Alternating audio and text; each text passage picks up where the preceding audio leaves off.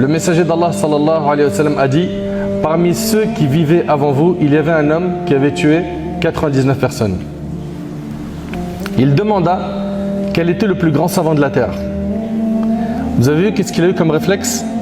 Il a demandé qui est le plus grand savant de la terre. On lui désigna un moine.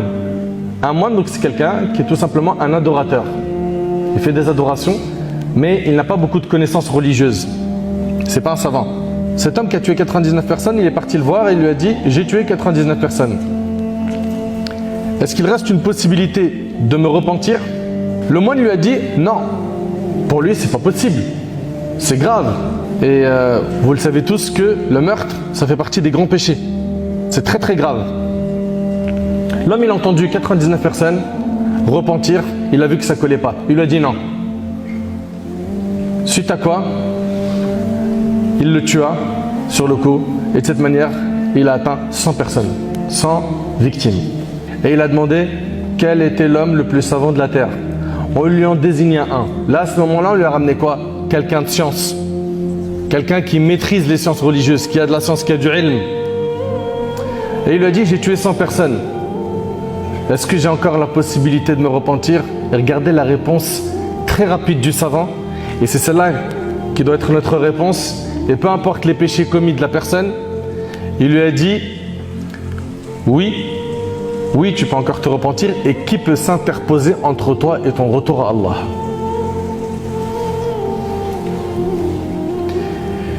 Et après, il va lui donner une solution très concrète. Il va lui dire: va à tel pays. Quitte donc la terre dans laquelle tu vis. Va à tel pays. Là, vivent des gens qui ne font qu'adorer Allah.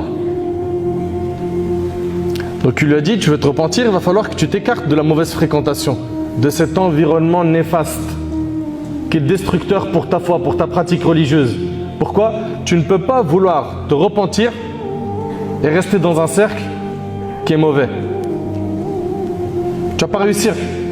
À chaque fois que tu vas faire un pas en avant, ils vont te tirer 10 pas en arrière.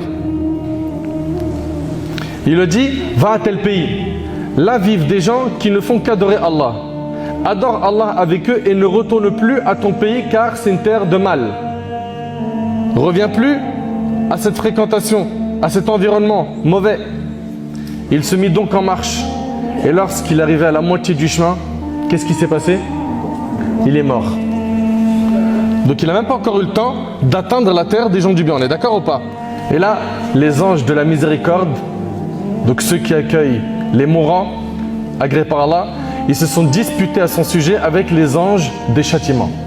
Donc il y a les anges de la miséricorde qui veulent prendre son âme et l'emmener au paradis, d'accord? Et les anges du châtiment qui, eux, veulent le prendre et l'emmener en enfer. Vous suivez? Les anges de la miséricorde dirent: il est venu plein de repentir, désirant de tout son cœur retourner à Allah. Les anges des châtiments dirent: il n'a jamais fait de bien dans sa vie. Donc là, il y a une divergence entre qui? Entre les anges. D'accord? Ils n'arrivent pas à trancher. C'est alors qu'un ange vint à eux sous une apparence humaine. Allah tabarak wa ta'ala, il a envoyé un ange sous la forme d'un humain. Donc ici, ils le prirent comme arbitre. Les anges de la miséricorde et les anges du châtiment ont pris cet homme pour arbitre. Qu'est-ce qu'il leur a dit? Il leur a dit: mesurez la distance qui le sépare de la terre du mal et celle qui le sépare de la terre du bien. Destinez-le ensuite à celle dont il est le plus proche. S'il est plus proche de la terre des gens du bien, ben, il va au paradis. S'il est plus proche de la terre des gens du mal, il va en enfer. Très bien. Ils mesurèrent et trouvèrent qu'il était plus près de la terre qu'ils voulaient rejoindre, et ce furent les anges de la miséricorde qui lui retirèrent son âme, et c'est rapporté par Bukhari et Muslim. Donc c'est un homme, Allah tabaraka wa ta'ala, il lui a accordé son pardon alors qu'il a tué 100 personnes. Vous imaginez, subhanallah,